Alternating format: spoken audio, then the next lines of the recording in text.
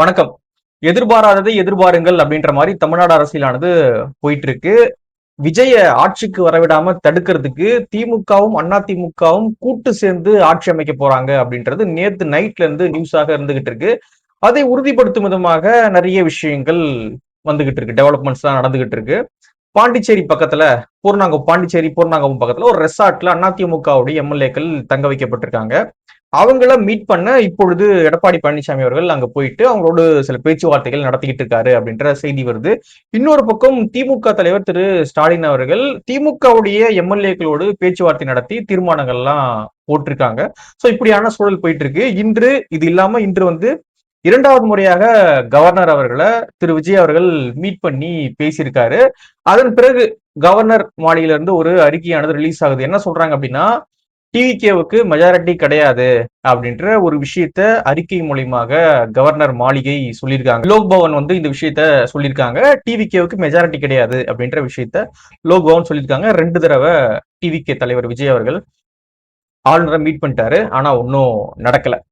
இதற்கிடையே தான் தாவேகாவுடைய முக்கியமான நிர்வாகிகள் விசிக தலைவரை மீட் பண்றது, அந்த தலைவர்களோடு பேச்சுவார்த்தை நடத்துறது, அதே போல கம்யூனிஸ்ட் தலைவர்களோடு பேச்சுவார்த்தை நடத்துறது, அப்புறம் ஐயுஎம்எல் கட்சி மீட் பண்ணி பேச்சுவார்த்தை நடத்துறது, ஆதரவு கேட்கறது, இப்படியான விஷயங்கள்லாம் போயிட்டு இருக்கு.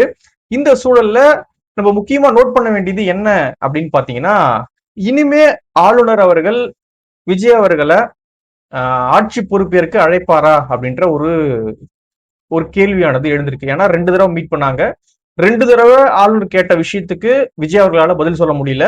அதனால ஆளுநர் மாளிகை கிட்ட இருந்து ஒரு அறிக்கையும் வந்துருச்சு. விஜய் அவர்கள்கிட்ட மெஜாரிட்டி கிடையாது. சோ அப்படின்னு சொல்லி ஒரு அறிக்கையும் அவங்க ஆளுநர் மாளிகையில இருந்து வெளியிட்டாங்க.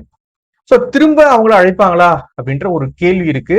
அல்லது செகண்ட் லார்ஜஸ்ட் பார்ட்டிய ஆட்சி அமைக்க அழைக்க போறாங்களா? என்ன நடக்க போகுது அப்படின்றத நம்ம வெயிட் பண்ணி தான் பார்க்க வேண்டியது இருக்கு. Okay, right. இப்போ நான் ரவீந்திர துரைசாமி சார் கிட்ட வந்து ஒரு இன்டர்வியூ பண்ணியிருந்தேன். சோ அதுல அவர் சொல்லியிருந்தாரு, இப்பொழுது களம் வந்து TVK versus others, Vijay versus others அப்படின்னு தான் களம் இருக்கு. முன்னாடி எலெக்ஷனுக்கு முன்னாடி ஸ்டாலின் வர்சஸ் அதர்ஸ் அப்படின்னு களம் இருந்துச்சு.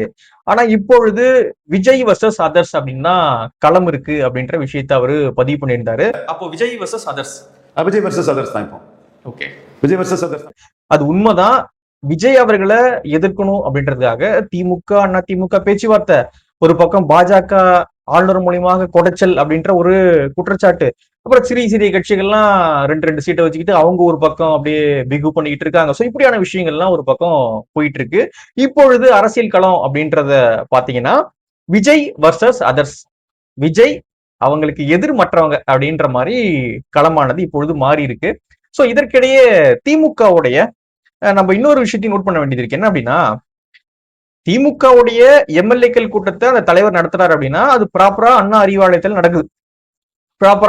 அண்ணா அறிவாலயத்துல திமுக தலைவர் அவங்க எம்எல்ஏக்களை கூப்பிடுறாரு. அது என்ன முடிவோ என்ன பேச்சோ அது உள்ள நடத்திக்கிறாங்க அவங்க, ரைட்டுங்களா? தீர்மானம் வெளியே வருது, எல்லாம் நடக்குது. ஆனா அண்ணா திமுக மட்டும் ஏன் அப்படி நடக்குதுன்னு தெரியல. 2017லயும் கூவத்தூர் ரெசார்ட்ல வச்சுதான் எல்லாம் முடிச்சாங்க, நமக்கு தெரியும். இப்பொழுது பாண்டிச்சேரி பக்கத்துல ஒரு ரெசார்ட்.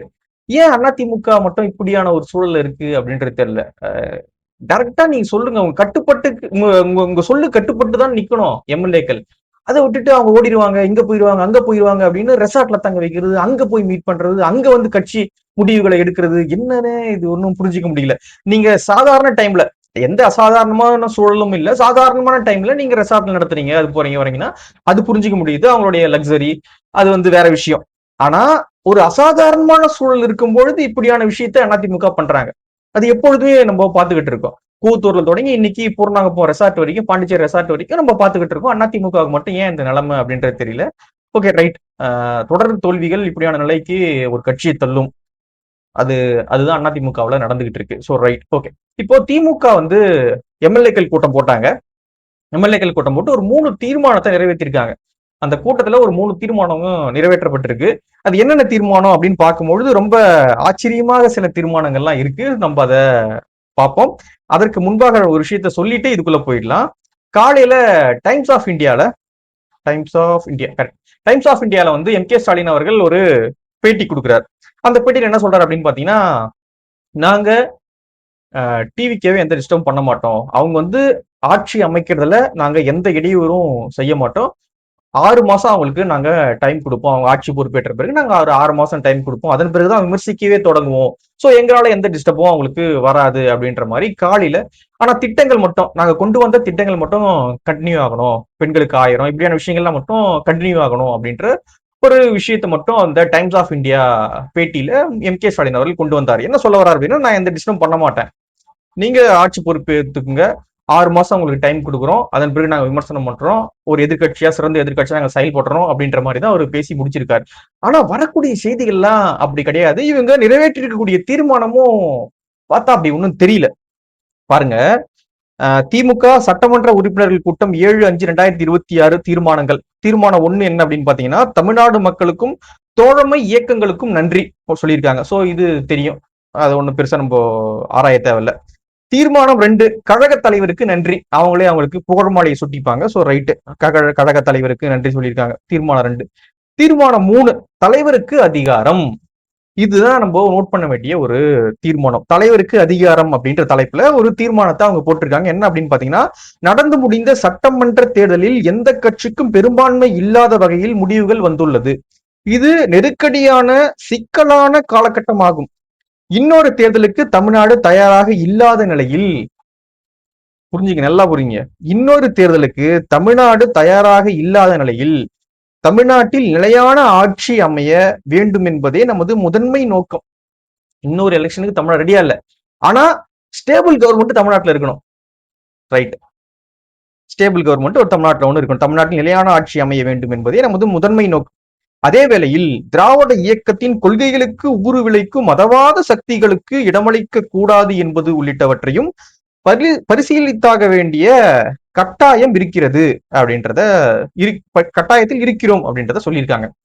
கடந்த 5 ஆண்டு காலத்தில் திராவிட முன்னேற்ற கழக அரசு செயல்படுத்திய திட்டங்கள் அப்படியே தொய்வின்றி தொடர்ந்தால்தான் தமிழ்நாடு அதே வேகத்தில் வளர்ச்சியை தக்க வைக்க முடியும் என்பதும் நமது விருப்பமாகும். ரைட்டு. இத்தகைய சூழலில் உருவாகும் அரசியல் நிர்வாக நிலைமைகளை ஆராய்ந்து அவசர முடிவுகளை உடனடியாக எடுக்கும் அதிகாரத்தை கழக தலைவர் திராவிட நாயகர் மு.க. ஸ்டாலின் அவர்களுக்கு வழங்குவது என இக்கூட்டம் ஒருமனதாக தீர்மானிக்கிறது அப்படின்றத சொல்றாங்க. கடைசி பேராவை பாருங்க.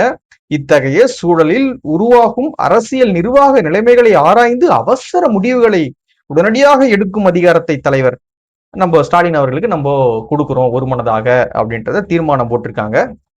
என்ன அவசரமான முடிவுகள்?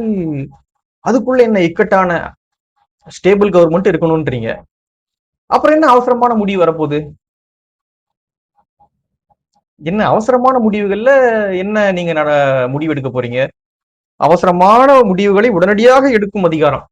என்ன அவசரமான முடிவுகளை உடனடியாக எடுக்கும் அதிகாரம் இப்ப தேவைப்படுது? இப்ப ஏன் தேவைப்படுது அப்படின்னு தெரியல. இந்த சூழல்ல ஏன் இந்த தீர்மானம் அப்படின்றது பெரிய கேள்விதான் நம்ம ஏற்படுத்துது.